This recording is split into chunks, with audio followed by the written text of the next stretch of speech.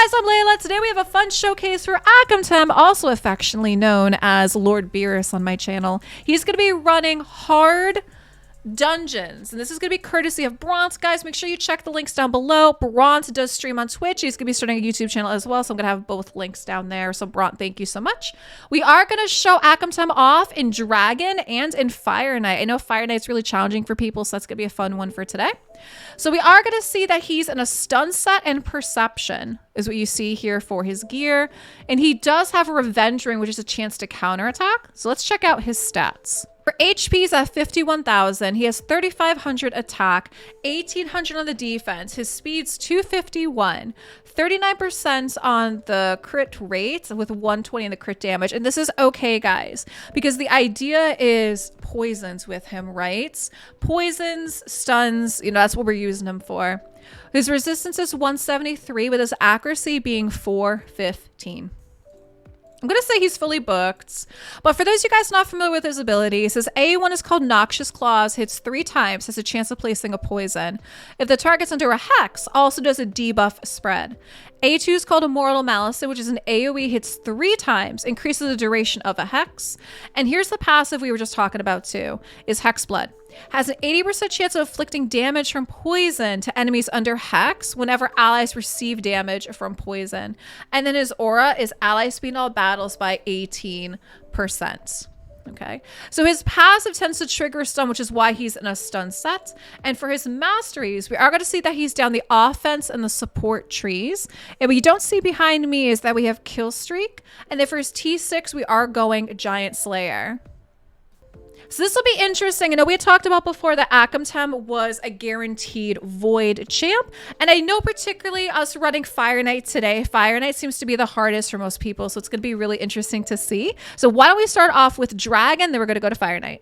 All right, guys, here we are. We're in Dragon Hard Stage 10. You're going to see that we have Akamtem, Lord Beerus. We have Mithrala, Xavia, Teo, and Kymar. So let's go check out the presets before we actually start running this. So we're going to start with Akamtem. And for round 1, we do shut off his Immortal Malison, which is the AoE 3 times in a hex. Round 2, we're only going to use it once and shut it off. And then round 3, we're going to shut it off again as well. And that's going to be against the dragon. Mithrala, we leave her alone on round 1. Round 2, we have her start with a Bribing Silex, which removes all debuffs from allies, strengthen and shield, but she only does it once. And then against the dragon, we are going to have her start with Libation of Pain, which is going to be the poison, and then going back to the Bribing Silex. For Xavia, we're going to have her start with Poison Rain, which is the AoE poison, and then Deadly Catalyst, which is the blowy uppies. I like to call it the blowy uppies.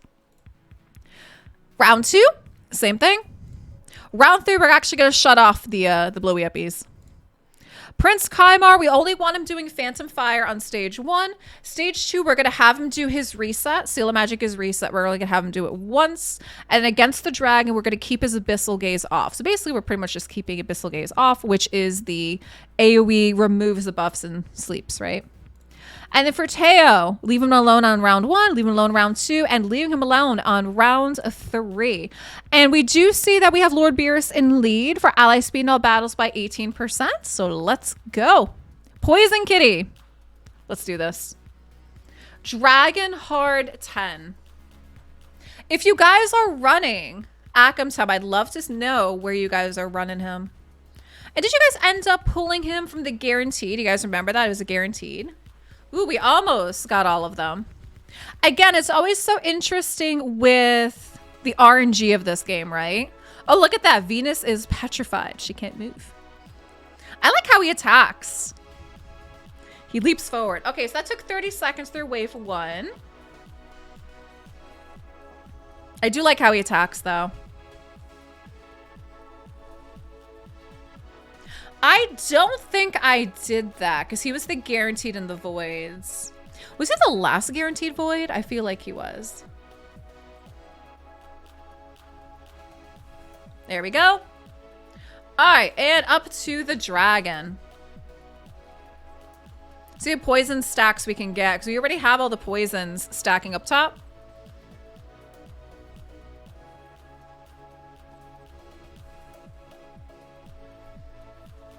Okay. Can't wait to see how much damage these guys do.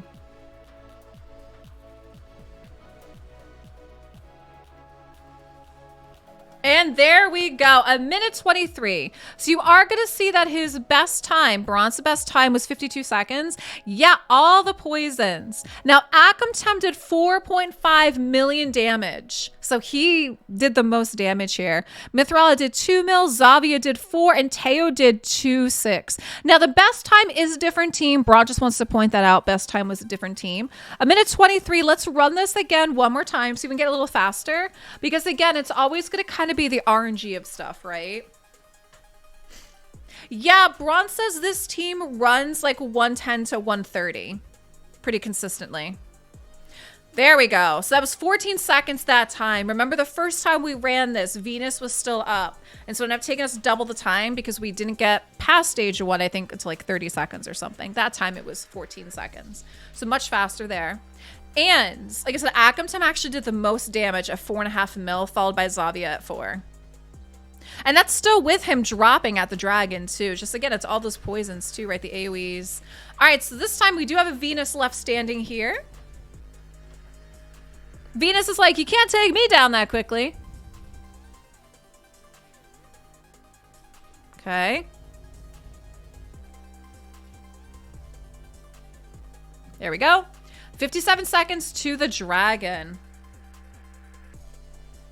But yeah, we do like the consistency in the 110 to 130. Consistency is good and important too. All right, so now we got Mithrala, Teo, and Kymar. And we know that, you know, again, Teo can basically kind of solo here too. Now, so Braun is pointing out that part of the problem is Mithrala's Petrify slows it down, but he's saying that it makes for faster, like safer runs, right? So this time, Teo did the most amount of damage at 5.3, Xayah 3.3, Akam at 1.6 because he dropped so fast at the dragon there this time. Look at Mithrala at 3. How about that? All right, so let's go take these guys into Fire Knight Hard. All right, guys, here we are. We are in Fire Knight Hard, Stage 4. Reasoning on Stage 4 is because we have 2 Spirit Champs, so this makes good affinity for these guys. And you're going to see at this time, Akam is going to be with Nekmo, Farrakhan, Raglan, and Coldheart. Raglan also being here, you know, because this is a tough one for them, right? So make sure that they can pop back up if they die. Let's check out their presets. So Nekmo, Stage 1, we don't touch them. Stage 2 and Stage 3, basically, Nekmo just does Nekmo things. Farrakhan, on round 2, we shut off his beatdown, which is increased crit rate and crit damage. And then when we get to the actual Fire Knight, we're going to shut off his Brand of Shame, which does HP burn poisons. We are going to start with his beatdown, but we're going to start with that, right? And then we're going to go to Sizzling Strike, which is the decreased defense. Raglan, we leave her alone. We let her do her thing. Lord Beerus, Akam. The only thing we're going to do is when we get to the Fire Knight, we're going to shut off his Immortal Malison, which is an AoE 3 times. And Coldheart, we're going to leave her alone up until we get to the Fire Knight. We're going to shut off her Art of Pain. So we know, again, Fire Knight Hard, obviously, is much more challenging than the original Fire Knight is. And so Braun is saying, definitely for the survivability, ends up needing Raglan in here. Yep, and Hex is how the poisons are spread. You don't need it at the boss.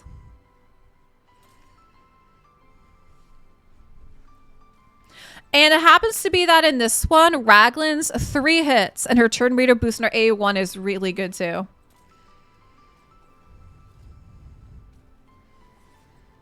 And Nekmo's great as well. He's such a fun champ. I remember, wasn't Nekmo a guaranteed as well? I feel like he was. I definitely think he was worth it. He's good in so many areas.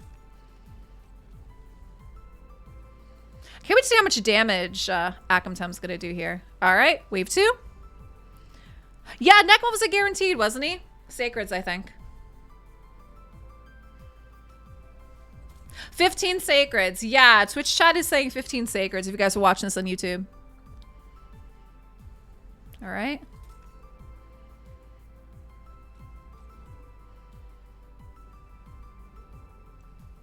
Look at all those poisons, hexes. We got some leeches in there.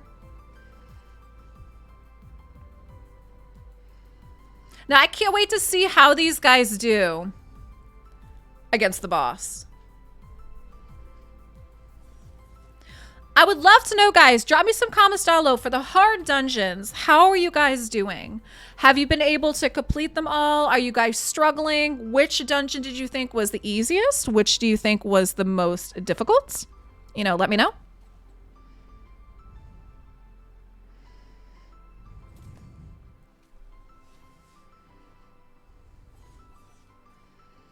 I love how Akheim attacks. That's so neat. I love it.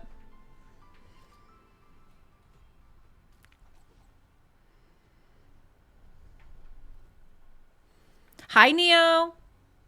If you guys just tuning in, we're doing a showcase for Akheim, Lord Beerus. So, if you guys are again watching on YouTube, Twitch chats talk about how Fire Knight definitely ends up being the hardest. Because it feels like you need an ally attack, you need increased speed, decreased speed, turn meter control, heal reduction, multi-hitters. Yep, so a lot of people are saying Fire Knight has been the most challenging for them. Because again, yeah, you need so much to be able to take down the shield. Okay. Are we to Keem before he swings? Nope. Okay. And this again is why we got Raglan in here, right? Just in case. And she's definitely beefy.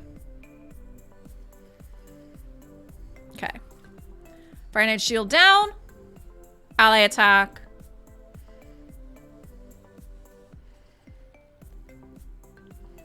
So Braun is pointing out the reason why he has Cold Heart in here for people asking. Because yes, it's true, her turn meter drop doesn't work here, but he has her in here for her heal reduction and her 4-hitter. That's why she's here for people that are asking.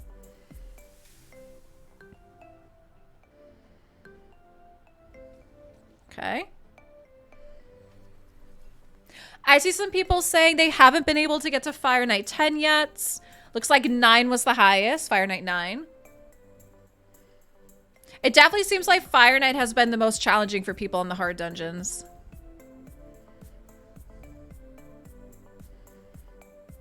Okay.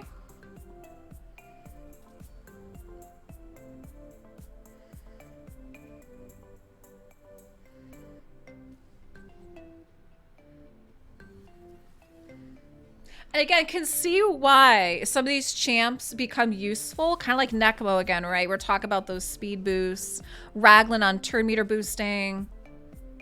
Okay, swing. So the good thing is each swing we haven't dropped anyone, which is good. At this point, just about trying to make sure you can clear it, right? And for those of you guys just tuning in and watching, this is hard stage 4. Reason for that is because we have Nekemo and Farrakhan who are spirit champs. This ends up being a good affinity for them against force.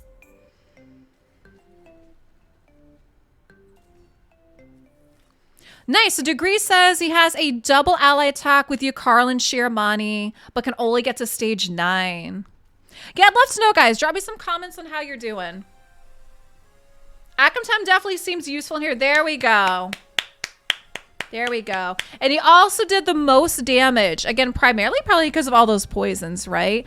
At 2.3 mil and then Cold Heart at 1.7. Now, we knew this was going to happen. Remember, guys, like I said, Ront brought Cold Heart in here knowing our Heartseeker wasn't going to do what it does on normal Fire Knight, right? The reasoning was the heal reduction on the Fire Knight and her 4-hitter, which was why. So in this case, again, Akheim ends up being a superstar because of the poisons on the boss, because you end up needing that to help drop it. And look at those drops. Again, on hard, right? So, you know, you kind of start to, you have to kind of determine whether that becomes useful for you or not to actually run something like that, right? Braun, thank you so very much for showcasing Akheim. Guys, drop me some comments down below. You know, do you have the kitty? Where are you using him? And how you doing on hard content? And thanks so much for watching.